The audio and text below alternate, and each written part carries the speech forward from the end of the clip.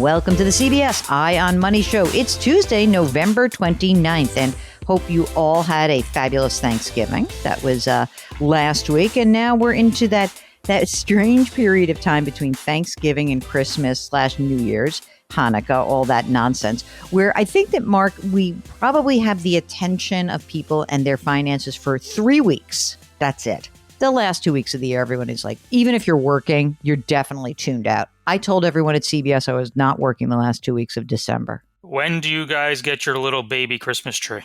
I think it'll be up by the time this airs. So I think it'll be over the weekend. Yeah, after Thanksgiving. What? We need it, man. We need a little Christmas cheer this week. We really do. We're going to get ours this coming weekend. I would love to get a huge tree again, but I don't know. The dogs, the things, the needles and all that nonsense. I don't know. You know what the great thing about New York City is that, you know, when April rolls around and sometimes even early May, and you're still seeing Christmas trees out on the sidewalk. Oh, my God. And you're seeing in the parks, what they do is they mulch them up. So you smell that awesome scent. I love that. That's great. Now, listen, there's a couple of interesting things that have been some surveys where people say they're not going to spend as much money for the holidays. But they also say, by the way, today's Giving Tuesday, they also say they're not going to give as much money away. And, I think this is going to be a tough year for charities. So if you go onto our website, JillOnMoney.com, you can read about charitable giving because I think that's going to be important. There's some big changes this year. This is my not so veiled attempt to get you to go to the website so you can read the article. It's long. And I think that it's important to give money away if you have it. And if you don't have it, give your time. Just do the best you can. People are in need.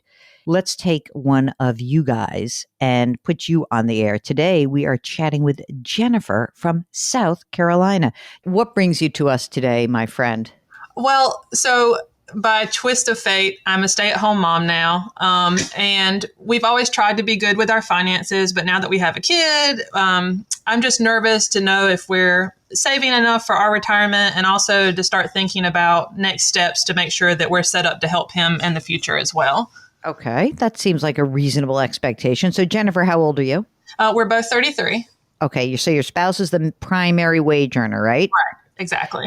And what's the annual income for spousey? About 103, and then he can get up to a 15% bonus depending on like company goal performance. 1 2-year-old kid, and plans for another? No more. One and done. Oh, Mark, this is your kind of gal, huh? One and done. I'm writing it down right now.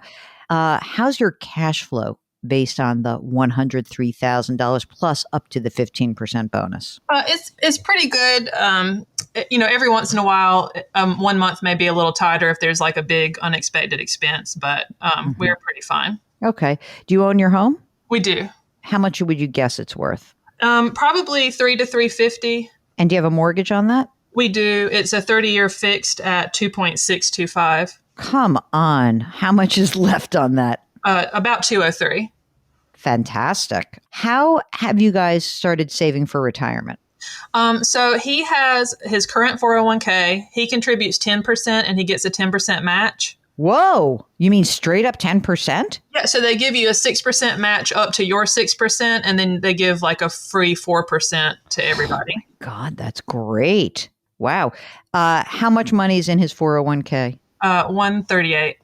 That's terrific. And is that 401k that he's putting money into, is it a Roth or a traditional? It's a traditional with Fidelity. So far, so good. What else we got? He has a rollover IRA at Vanguard that's about 89. He has Good. a Roth IRA that's about 34. I have a Roth IRA that, as of last night, is 13,600. And how about just plain old money in the bank? We have 80,500 in a high yield savings account, and then another 7,800 just regular checking. Man, you guys are rocking it. This is good. What is the game plan around your kind of stay-at-home status? Do you think that you're home and then like the kids going to school and then you're going back to work, or do you think you want to stick around? And, because I know when you are a stay-at-home parent, all you're doing is eating bonbons, fanning yourself, that kind of thing. I'm sure. Yeah. I'd like to do something, but it'll probably need to be once he's in school, like a full day situation. So that would be a few years from now. And I don't really know how much I could earn and what that would look like depending on, the situation. So it's hard to predict, but I would like to go back on some level to do something once he's settled. Okay, that sounds good. What else is going on in your financial life besides this? Do you have life insurance on each of you?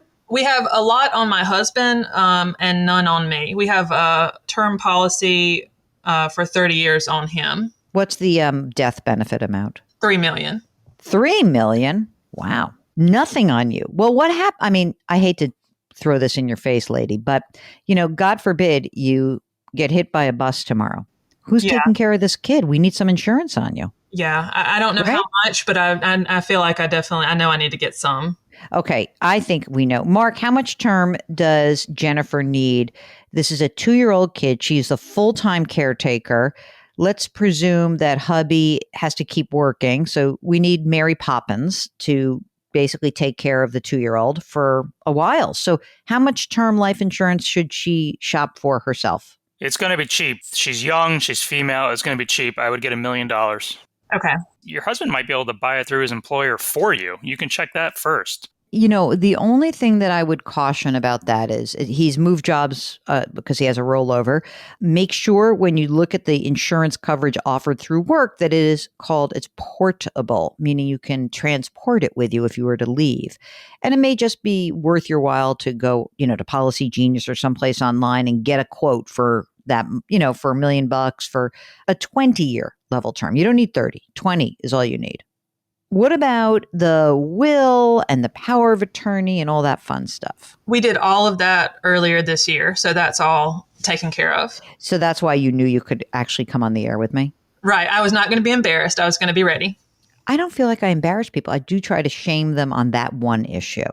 Anything else going on financially that we should know about? Do you have to take care of any parents? Are there siblings that are in your life that are, in kind of depending on you? No, our plan is just to make sure we're good so that we're not a burden on our son, and then where we can to give him a good head start. Okay. And what about education for him? Like, would you want to try to do something or not necessarily? That's what we were wondering, whether we should do a 529. We were kind of worried, if he doesn't go to college, if that would be limiting, or if we should just put a bunch of money in a regular brokerage and then we or he could use it. We weren't sure what we like flexibility, but wasn't sure. All right. Mark, what do you think? Personally, look, there's no guarantees that my son's going to college, but I'm just kind of planning on the fact that he will. Oh, hold on. May I beg to differ about that? I think that's a little different.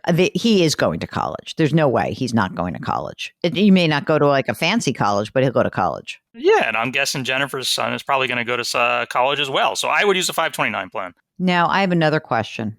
What do you think, Mark, about him, hubby, moving to the Roth 401k versus he has a Roth option, right? Or does he not? I think he probably does.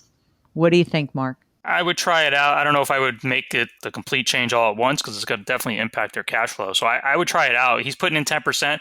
Maybe just do 5 pre-tax, 5 post-tax and see how the paycheck looks. And if you can absorb it, maybe then try and go a little bit more until you get the full 10% Roth. Have you guys thought about that or not? I have just since starting listening to you. And so that was something I was wondering about. Only because if we look at your tax bracket, you're in the 22% tax bracket. And I presume he'll keep making more money, maybe not a ton more, but you'll make more money. If you go back to work, you'll throw in some money, may not be, hundreds of thousands of dollars, but tens of thousands. And I think it would be nice for you guys to have some money that has already been taxed. I think that would be good. Now you're in your early 30s. Are you just like crazy ass risk takers, or how do you have the money invested? Mine is all in VT-Sax, my Roth, and then his is mostly stocks. He did have a little bit of his 401k in a stable value and fixed income fund, and he thought about just moving that into the S&P 500 too, if maybe we're being too conservative. I wouldn't be completely in stocks. Even though you are so young, I think it is worth you guys having a little bit of 20%. Yeah. No more than that. Boring bonds. You know what I'm saying? What were you making, Jennifer, before you started to stay home with the child? It varied because sometimes I had a full-time teaching contract and sometimes I just did it as an adjunct. So as the adjunct, it was peanuts, but it was a little bit maybe like in the 40s full-time. It sounds like you're on the right track. You're doing what you should be doing. You haven't taken on too much debt. You're like managing the thing that you're supposed to be doing. So I think it's good. It's really good. Mark, anything else that they need to think about? She thinks that she threw them off track by deciding to stay home, but you guys are in good shape. You're in your early 30s and you're approaching $300,000 saved and you got years to go. Totally. And also, I just want to say that because he has that massive match, that's quite a help. Because otherwise, if you were making let's say you were making 50 or 60 grand, we would be relying on you to put 10% of your salary into a retirement account. And he's doing it for you, which is kind of good. No? Yep. What do you guys spend each month? Any idea? Including the 1,000 that we put in the Roth IRAs or without? Yeah, include it. Probably 6 or 7. You'll be surprised at how much money you have come, your early 60s. I think so too. This has really made my year, so thank you for the peace of mind. Oh, we're making years. You got that, Mark? That's good. All right. If you, like Jennifer, want your day, month, or year made, we are here for you. All you need to do is go to our website, JillOnMoney.com, click the Contact Us button, and, fill out the form. And at the bottom of the form, all that you need to do is just click the little box and it says, would you be willing to come on the air?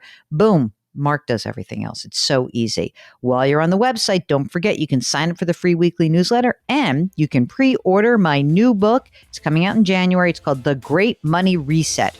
Change your work, change your wealth, change your life. Who doesn't want your life changed? Come on. That's what we're here. We're changing lives one day at a time. All right. Mark Tolares here was the co-host and the executive producer. We are distributed by Paramount Global. We drop our episodes every Tuesday and Thursday. And we remind you to please put your hands metaphorically on someone's back. It's going to make that person feel better. It's going to make you feel better. Curiosity, compassion, community. That's our mantra here in 2022. Thank you for listening. We'll talk to you on Thursday.